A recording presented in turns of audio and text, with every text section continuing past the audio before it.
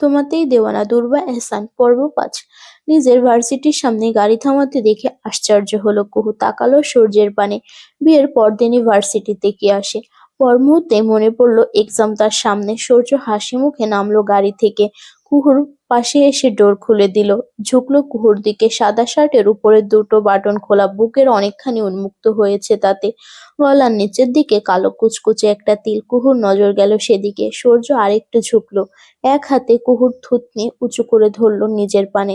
চোখে চোখ রেখে আলতো হেসে বলল, কি দেখছো, চোখ দিয়ে খেয়ে ফেলবে নাকি? চোখ নামিয়ে নিল কুহু। লজ্জা লজ্জা লাগলো তার, বেহায়ের মতো চেয়েছিল সে তিলটার দিকে। সূর্য ধীরে ধীরে হাতটা থুতনি থেকে মাথায় রাখলো, আলতো হাত বুলিয়ে নরম সুরে বলল, সূর্য এহসান তোমার, ফ্লাওয়ার যখন যেখানে যেভাবে চাইবে সে সেভাবেই তোমার, শুধু তোমার। কুহু তাকালো, তার চোখ পানে সমুদ্রের মতো গভীর, চোখ জোড়ায় স্পষ্ট অনুভূতিগুলো দেখা যাচ্ছে। সকালের পর সে একবারও আশেপাশে দেখেনি সূর্যকে। গত দিনগুলোর কথা ভেবে ওয়াশরুমে বসে খুব করে কেঁদেছে সে। ভালোবাসার মানুষটার থেকে ঠকে গিয়ে ভেঙে পড়ার আগে এই মানুষটা তাকে আগলে নিয়েছে। সূর্য আলতো করে কুহুর নাকে একটা টোকা দিল। চোখ কুঁচকে ফেলল কুহু, ব্যথায় না সূর্যের কাণ্ডে। কোথাও হারিয়ে যাও বারবার, মনে মনে আবার আমাকে নিয়ে ভাবো না তো? ভুরু উঁচিয়ে জিজ্ঞেস করল সূর্য। কুহু একটু থমকে গেল। সূর্যের কথার শেষ, তার ভেতরে যে হালকা ঝড়টা উঠেছিল সেটা গুছিয়ে নিতে ২-১ সেকেন্ড লেগে গেল। সে ধীরে ধীরে ব্যাগটা কোলের উপর টেনে নিল, যেন এত সহজে ধরা পড়ে যাওয়া তার লজ্জা ঢাকার চেষ্টা। না, কিছু না। খুব আস্তে বলল সে। সূর্য ঠোঁট কামড়ে হাসল।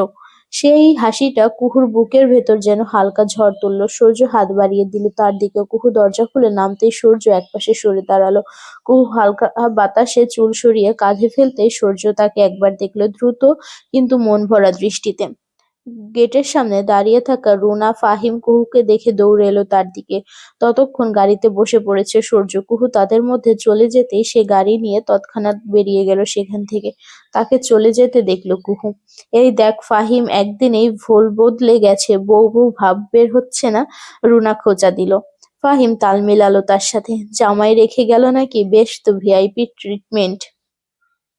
কুহু হালকা হাসলো, কিন্তু ভেতরে ভেতরে একটু টান লাগলো। সূর্যের গাড়ি মোড় ঘুরে অদৃশ্য হয়ে গেছে অনেকক্ষণ আগে, কিন্তু তার মনে হচ্ছে লোকটা যেন এখনো কাছেই আছে, যেন ঠিক পাশ ঘেঁষে দাঁড়িয়ে আছে।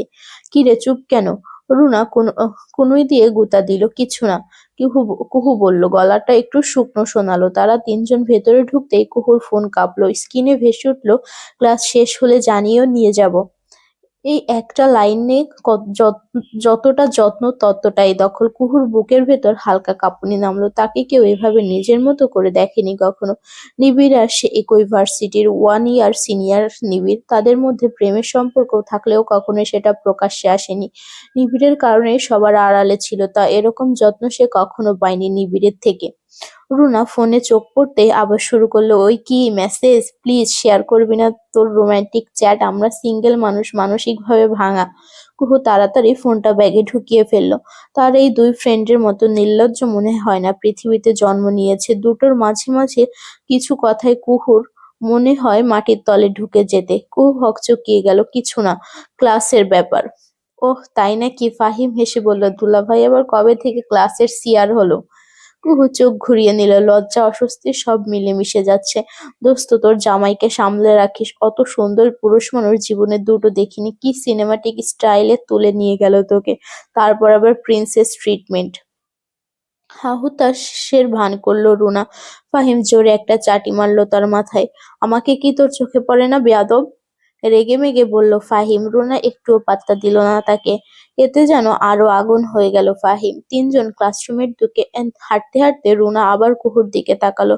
শোন, সত্যি কথা বলতে তোর চোখের নিচের কালচে ভাব কমেছে আজ। কাল তো কেমন লাল ছিলি। জামাই কি টোটাল প্যাম্পারিং মুডে? কুহু গলা পরিষ্কার করলো, ধমকের সুরে বলল, রুনা একটু চুপ থাকবি? তার মন তার মনে বারবার সূর্য চলে আসছে। কিছুতেই সে মন থেকে সরাতে পারছে না। অফিসের বিকালের পরিবেশটা যেন একটু আলাদা রকমের হয়ে উঠেছে। দিনের তাপ ছাড়া ঘন্টার চাপে ধীরে ধীরে শান্ত হয়ে আসছে। বাইরে সূর্যের আলো ঢাকা হালকা সোনালি রঙের কাঁচা কাঁচের জানালার মধ্যে ঢুকে পড়ছে। ডেস্কের ওপর কাগজপত্র বিশৃঙ্খল। নিজের কেবিনে গম্ভীর মুখে বসে আছে সূর্য। বেলা গড়িয়েছে। সকালের ব্যস্ততার মধ্যে প্রতিপক্ষ ভালোই ফায়দা উঠিয়েছে। বেশ বড়সড় একটা ডিল হাতছাড়া হয়ে গেল এহসান এম্পায়ারের। স্যার বোর্ড মিটিং এর নোটগুলো পাঠিয়ে দিয়েছি। রাহাত কেবিনে ঢুকে বলল। সূর্য মাথা তুলল না। আর কিছু? জি স্যার, ডিরেক্টর স্যারের মেসেজ এসেছে। তিনি বলেছেন এই লসটা যদি মিডিয়ায় যায় তাহলে শেয়ার ফল নামবে। সূর্যর মুঠি শক্ত হয়ে উঠল। দর্শন্য ফোটানো শান্ত মুখের আড়ালে চাপা রাগ জমে আছে। এহসান এম্পায়ারের কোনো ক্ষতি সে মেনে নিতে পারে না। তার নিজের হাতে তিলে তিলে তৈরি সাম্রাজ্য, আর সে এই সাম্রাজ্যের মালিক। বের হও, শান্ত গলায় বলল সূর্য। রাহাত তৎক্ষণাৎ বেরিয়ে গেল। সূর্য চেয়ার থেকে পেছন দিকে হেলান দিল, চোখ বন্ধ করলো। মাথার উপর চাপ ভার। সব মিলিয়ে তার গলার ভেতর কেমন যেন শক্ত হয়ে আছে। কিন্তু এই বিশৃঙ্খল ঝড়ের মাঝেও একটা নরম মুখ বারবার সামনে ভেসে উঠছে। কুহু। হালকা ভেজা চোখ, দুপুরের আলোয় লাজুক মুখ। বুকে জমে থাকা ভয়গুলো ধীরে ধীরে খুলে দেওয়ার চেষ্টা করা একটা মেয়ের চেহারা। সূর্য নিচের চোখ খুলল। তাকে দেখে কিছুটা নরম হলো অভিব্যক্তি। আজও কি সেটা ঠিক করে দাঁড়িয়ে আছে? হ্যাঁ। কুহু তার মাথা থেকে সরছে না। ১ মিনিট চুপ থেকে সে টেবিলের পাশে রাখা ফোনটা হাতে নিল। তার আঙুল থেমে থাকলো কয়েক মুহূর্ত। ব্যবসার চাপ, হারানো ডিল সব বাদ দিয়ে তার মন এখন কুহুই আছে। সূর্য ফোনটা আঁকড়ে ধরে মেসেজ লিখতে লাগলো, কিন্তু পাঠানোর আগে থেমে গেল। কি বলবে? এই যে বিশাল ক্ষতির মাঝেও আমার মাথায় ঘুরছে শুধু তুমি। যে তোমাকে ভাবলে আমার রাগ কমে যায়, যে তোমাকে ছাড়া আমার সব অসম্পূর্ণ লাগে। না, এভাবে সে বলতে পারে না। সূর্য এহসান মানুষটা স্পষ্ট, কিন্তু এতটা নগ্নভাবে অনুভূতি দেখাতে শেখেনি। তারপরও সে একটা মেসেজ টাইপ করলো। ক্লাস কেমন চলছে? খুব সাধারণ, খুব স্বাভাবিক, কিন্তু কথার আড়ালে জমে আছে অনেক কিছু। মেসেজ পাঠানোর পরে সূর্য ফোনটা নামালো না। স্ক্রিনে তাকিয়ে থাকলো কুহুর রিপ্লাইয়ের জন্য। অপেক্ষা করছে কিনা সেটা সে নিজেও ঠিক বুঝে উঠতে পারছে না। একটা দীর্ঘশ্বাস বের হয়ে এলো তার বুক থেকে। কুহেলিকা, তুমি আমার মাথা খারাপ করে দিচ্ছ।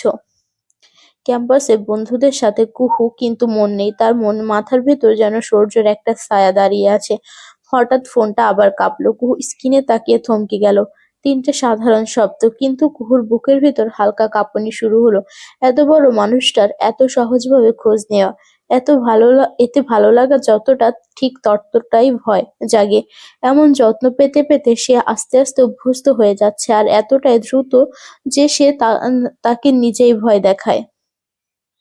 কুহু ধীরে মেসেজ টাইপ করলো, ভালো। পাঠানোর পরও তার বুক ধড়ফড় করতে লাগলো। এক মুহূর্তে রিপ্লাই আসলো, তোমাকে দেখার পর স্ট্রেস কমে গেছে, আসছি একটু পর নিতে। ব্যাস, আর কোনো মেসেজ এলো না। কুহুর হাত কেঁপে গেল, তার শ্বাস আটকে গেল ১ সেকেন্ডে। কুহু বাকরুদ্ধ হয়ে স্ক্রিনে তাকিয়ে রইল। আর সূর্য তার কেবিনে বসে ফাইলের স্তূপ সরিয়ে রেখে ফোনের স্ক্রিনে তাকিয়ে হালকা একটা হাসি দিল। কুহু তাকিয়েই ছিল ফোনের দিকে। ঠিক তখনই কেউ একজন ছিনিয়ে নিল তার হাত থেকে ফোন। কুহু মুখ তুলে তাকালো। নিবিড়। এর মুখোমুখি আবার হতে হলো তাকে। কি করবে এখন? কুহু এক মুহূর্তের জন্য স্থির হয়ে রইল। ধমক দেওয়ার মতো শক্তি তার ভেতরে নেই, শুধু চোখ দিয়ে সে তাকাচ্ছে। রাহা নিবিড়ের এক হাত ধরে দাঁড়িয়েছে। কুহুর নজর সেদিকে গেল। বিয়ের আসরে ভিডিওতে দেখা দৃশ্য মুহূর্তে তার চোখের সামনে জ্বলজ্বল করে উঠল। ঘৃণায় গা গুলিয়ে এলো তার। সে মনে বারবার চাইছে সূর্য আসুক এই সময়, তাকে সামলাক। নিবিড় বিকৃত একটা হাসি দিল। হাসিটা ঠোঁটের কোণে রেখে ফোনটা নিজের হাতে ওজন করে দেখল, যেন এটা কোনো খেলনা। সূর্য এহসানকে খুব আপন করে ফেলছো দেখছি। কুহু কিছুক্ষণ চুপ। রাহা যেন পরিস্থিতিটা বেশ উপভোগ করছে। ফোনটা দাও, কুহু শান্ত গলায় বলল। শান্ত, কিন্তু ভেতরে ভেতরে কাঁপছিল। এগিয়ে এলো এক ধাপ নিবিড়। কেন? এমন কি আছে যে লুকাতে হবে? নাকি সে তোকে বলেছে আমাকে এড়িয়ে চলতে? কুহুর বুকের ভেতরটা শক্ত হয়ে গেল। কিছুতেই সে স্থির হতে পারছে না। কুহু আবারও বলল, ফোনটা দাও। নিবিড় একচুল হাসল। তুমি আমাকে বাদ দিয়ে বাঁচতে পারবে না। সে যতই প্রভাবশালী হোক না কেন, সে টিকবে কতক্ষণ? ততক্ষণে অনেকে ঘিরে দাঁড়িয়েছে তাদের। এইবার রাহা হালকা মাথা কাত করলো। চল নিবিড়, সবাই দেখছে। নিবিড় ফোনটা ২ আঙুলে ধরে একটু খেলাতে খেলাতে বলল, নিতে চাও? নাও। কুহু হাত বাড়ালো, যেন সত্যি দিচ্ছে। সাবধানে হাত তুললো। ঠিক সেই মুহূর্তে নিবিড় হঠাৎ হাতটা উল্টে ঠিক ঝাঁকিয়ে ফোনটা নিচের দিকে ছুঁড়ে দিল। কুহুর বুক ধক করে উঠল।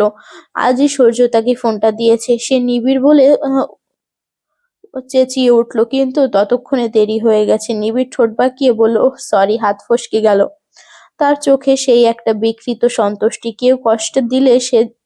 কাউকে কষ্ট দিলে যে সে চোখে আসে। কুহু নিচু হয়ে ফোনটা তুলল। স্ক্রিনে ফাটল ধরেছে। ফোনটা হাতে নিয়ে সে অনুভব করলো তার ভেতরের ভয় আর রাগ দুটোই জমে আছে। সে উঠে দাঁড়ালো। তুমি যা করছো সেটা থামাও।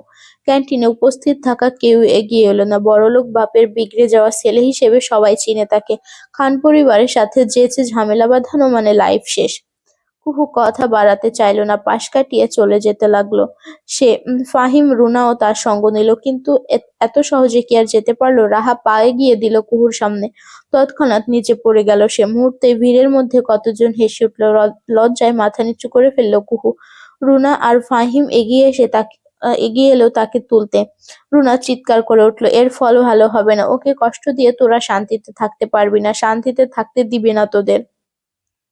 নিবিড় আর রাহা শব্দ করে হেসে উঠল। চারপাশের ভিড় ফিসফিস, কেউ ঠাট্টা করছে। কুহুর গলা শুকিয়ে যাচ্ছে, চোখ দপদপ করছে। রুনা আর ফাহিম তাকে ধরে দাঁড় করাচ্ছে। ঠিক তখনই ক্যাম্পাসের ভেতর একটা অদ্ভুত নীরবতা নেমে এলো।